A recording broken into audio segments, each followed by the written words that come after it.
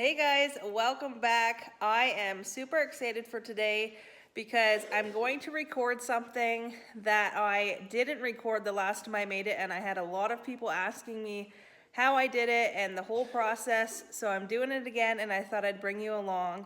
And that is making chicken stock in my crock pot overnight. So let me show you what we're gonna do and we'll get started.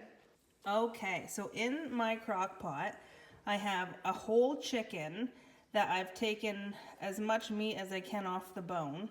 And now what I'm gonna do is just in here, I've got, so you can see this is like where the breasts were on the chicken, and then this is its back legs and where its thighs were. So you're just gonna throw all your bones into your crock pot like that, and then you're gonna add whatever vegetables you want. So let's go ahead and do that. Okay, so I just ran out to the garden really quick. It's dark out and I did it in the dark, but I got it. Some summer savory. I just cut a big branch off of my plant in the garden. Yes, it's still in the garden and it's the middle of November, but it's still okay. So it's gonna keep growing. And it smells incredible. So anyways, I got a big stick of this. I've got half an onion still from dinner that I have. I'm gonna use 2 full onions and then 4 stalks of celery. So I'm just going to cut this up, not finely, just in like big chunks. Throw it in the crock pot with the chicken bones. And then we're basically gonna just fill the crock pot with water and cook it on low. I'm gonna add some more herbs, but let's go ahead, get this cut up, throw it in there, and then I'll give you a peek at what it looks like.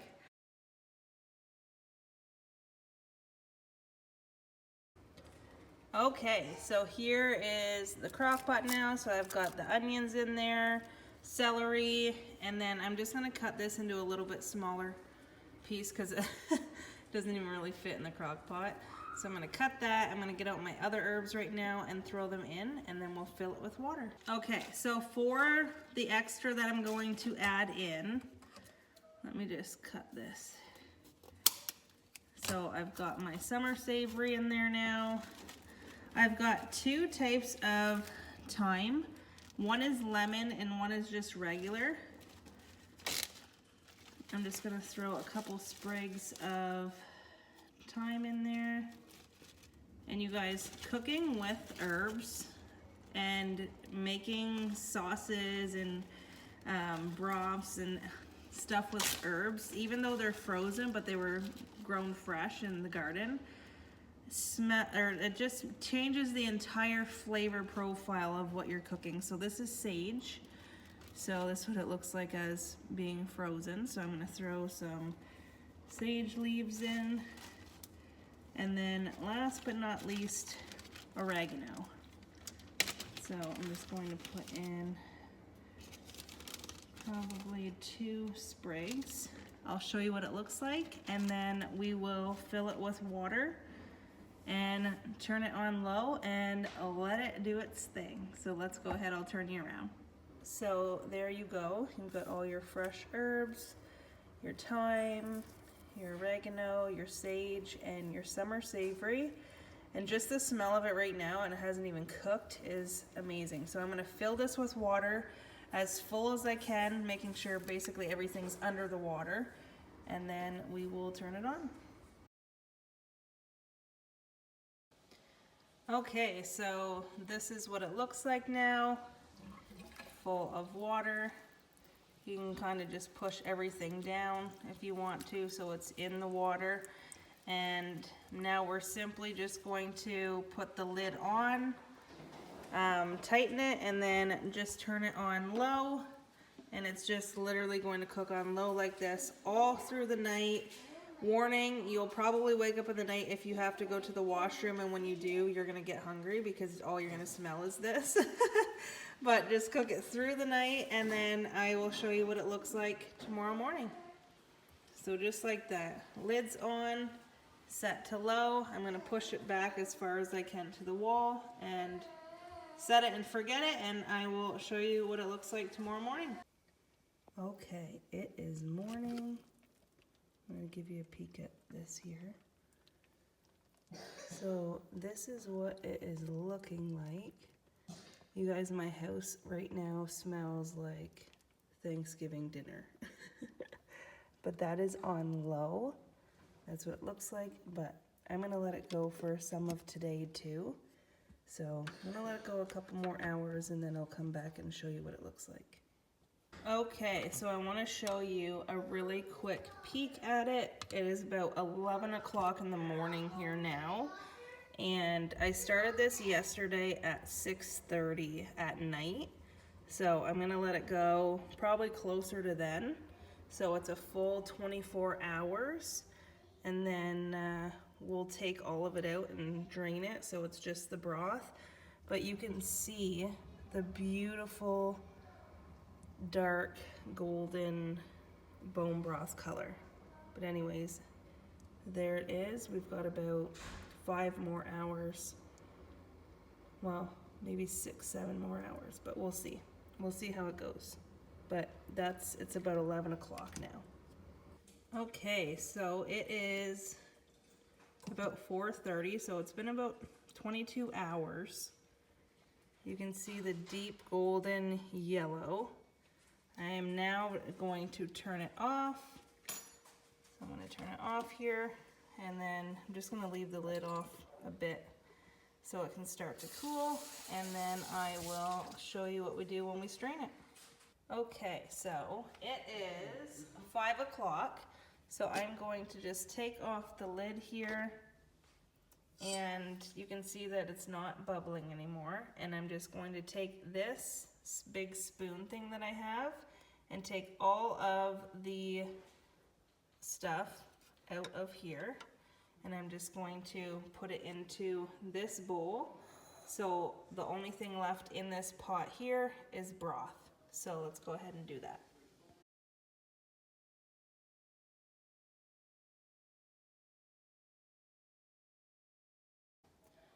Okay, so there is a whole bowl full of what was in here, and there you're left with your very golden chicken broth.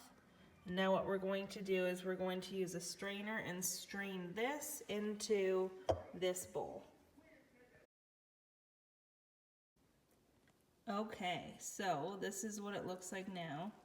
So just gently pick this up, and I'm just going to put this into the sink, and there you go. You have your, you all right, dude? You have your chicken bone broth, and it is golden. I have to show you. Once you see it in the jars, you'll see how golden, but there it is. Perfect chicken bone broth. Okay, so now what you're gonna do is you're gonna take your bowl of broth, stock, whatever you wanna call it. You're gonna get your mason jars, whatever size you want. I've got the big ones here. I'm thinking it's gonna do 3. I might need some more, not sure yet. And then you're simply just going to make sure that your jars are clean. I did the temperature of this. It's at 110 degrees. And the water in here is at 130. So by the time I put this in the jar and get it into the water bath, it's going to be around the same temperature. And you want to make sure of that so the jars don't bust. So if it's hot, it's going into hot. If it's cold, it's going into cold. And then you turn on the heat from there, bring it to a boil, start your timer. So now I'm just going to go ahead and ladle my broth into my jars. And then we will put the seals and the rings on, and we will put them in the water bath. So let's go ahead and do that.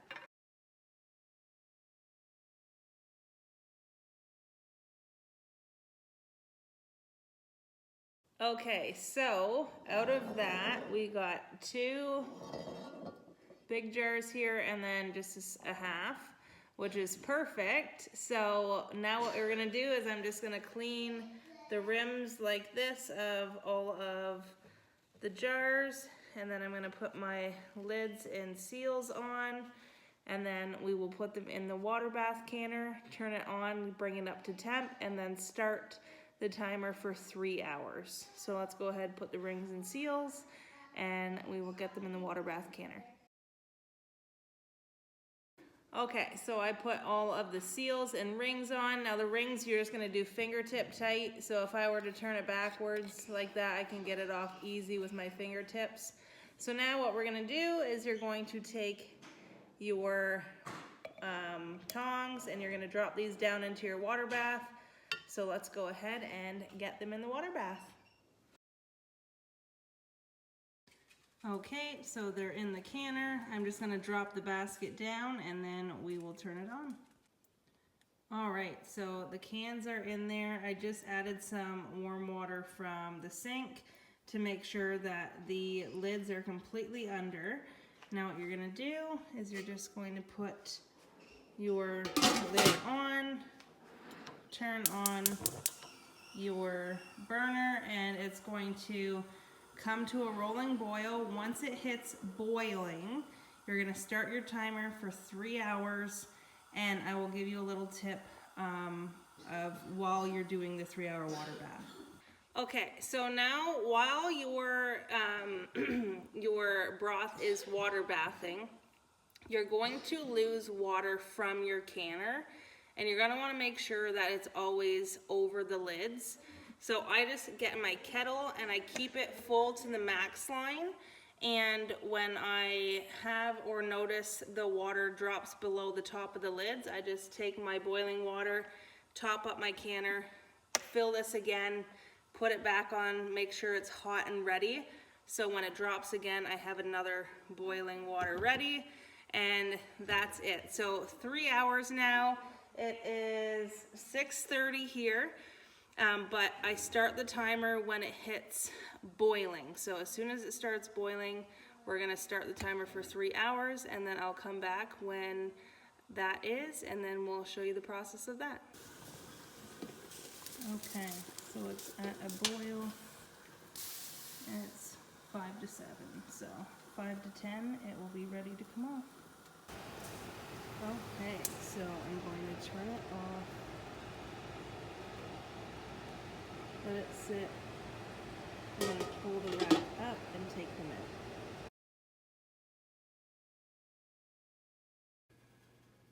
in. Okay, so there they are. You can see that they're boiling, obviously. So they water bathed for 3 hours. Now they're going to take quite a while to cool down. They're still boiling. So they're just gonna sit here for the night. It's 10 o'clock, I'm gonna go to bed. I will show you what they look like in the morning, and then they'll be good to put on the shelf. So let's check them in the morning when we get. Okay, good morning. So the broth is cooled, it sat all night. Let me turn you around and show you what it looks like. Okay, so here they are. Their seals all sealed. You can tell if you just hold it by the seal. And if you really want, you can store them without the rings. I just keep them on. But, okay, awesome. Go sit at the table. We'll get it ready.